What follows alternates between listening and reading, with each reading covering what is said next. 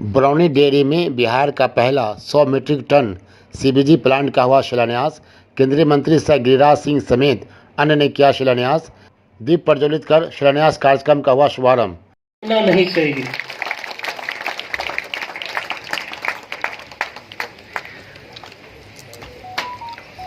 गिरिराज सिंह जी को अंग वस्त्र एवं प्लांट सुपुर्द कर उन्हें चंदन वंदन और स्वागत करें।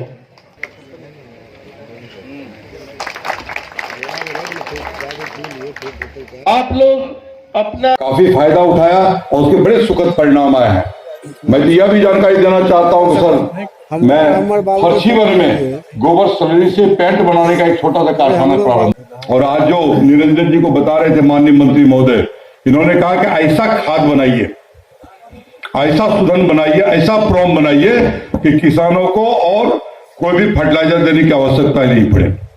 मतलब गोबर आधारित खाद लगाइए जिसमें नाइट्रोजन भी मिले, और बहुत सारी तकनीकी जानकारी इन्होंने दिया। बहुत कुछ तो मुझे समझ में आई, बहुत कुछ अब निरंजन जी से समझने की कोशिश करेंगे कि मंत्री जी क्या बता रहे थे, और उसको हम धरातल पर लाने का प्रयास करेंगे।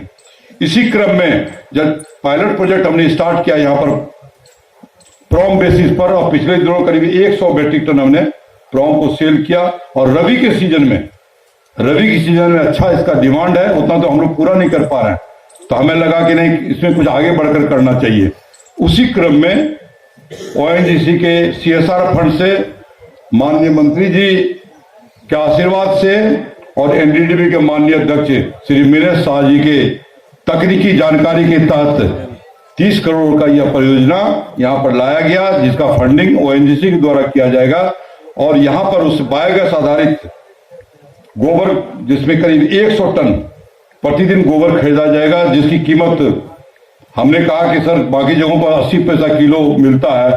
माननीय मंत्री जी बोले कि नहीं, 80 पैसे से काम नहीं चलेगा, आप लोग कुछ ऐसा कीजिए कि किसानों को 3 रुपया किलो दीजिए गोबर का। और उनका कहना था कि एक गाय दिन भर में 2 गाय 30 किलो गोबर करती है, तो टोटल पूरे साल भर में कम से कम उसको 1000 रुपया महीना तो गोबर से मिले, और एनर्जी का, बायोगैस का उनको अलग से खर्चा मिले। इतना अंदर तक ये किसानों के प्रति जागरूक रहते हैं, और इतना इन्होंने अंदर तक गहराई तक इसको सोच रखा है, और उनके प्रेरणा से जो उन्होंने मार्गदर्शन दिया है उसको निश्चित तौर पर पूरा करेंगे। इसमें गोबर से 100 टन जो गोबर हम लोग खरीदेंगे, इससे करीब 4000 मीटर क्यूब गैस का उत्पादन होगा, और उस गैस से हम यहाँ का बॉयलर चलाएंगे, और उस बॉयलर से हम लोग प्लांट चलाएंगे। उससे करीब प्रतिदिन 1.5 से 2 लाख रुपया बचत की संभावना है, और पूरे साल भर में करीब 4 करोड़ रुपया हमें गैस में बचत होगी।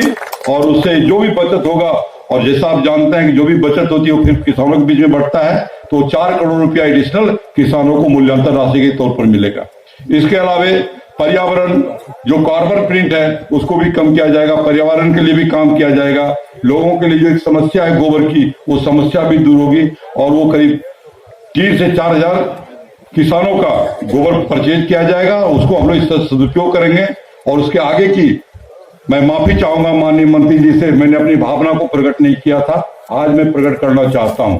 उसके आगे की दिशा में सर मेरी सोच ये थी कि मैं इतना खाद का उत्पादन करूं, और सामो से लेकर के बछवाड़ा तक गंगा नदी के दोनों साइड में जो दियारा का एरिया होता है, वहां पर गेहूं की बहुत अच्छी फसल होती है।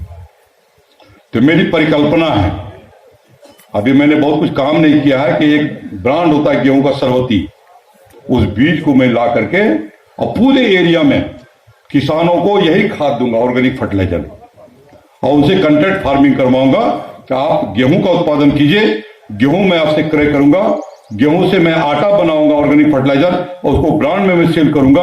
अगर मान लीजिए 22 रुपए केजी हमने आपसे गेहूं खरीदा, और आटा बेचने के बाद मुझे 30 रुपए किलोग्राम आमदनी हुई, तो 8 रुपए जो डिफरेंस है पुनः हम किसानों को बांट दूंगा।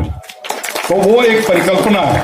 और दूसरी परिकल्पना एक चीज और मुझे नजर आया, कि जिस तरह के परवल की जो खेती होती है, मैंने देखा श्रीमान कि हाजीपुर से लेकर के पूरा कटिहार तक गंगा के दोनों किनारे में जो परवल की खेती होती है, जो शादी वाली परवल होती है, उसकी कीमत दिल्ली जैसे बाजार में, नोएडा जैसे बाजार में बेंगलोर जैसे मार्केट में, कलकत्ता जैसे मार्केट में 300, 350, 400 रुपए किलो देने के लिए लोग तैयार है।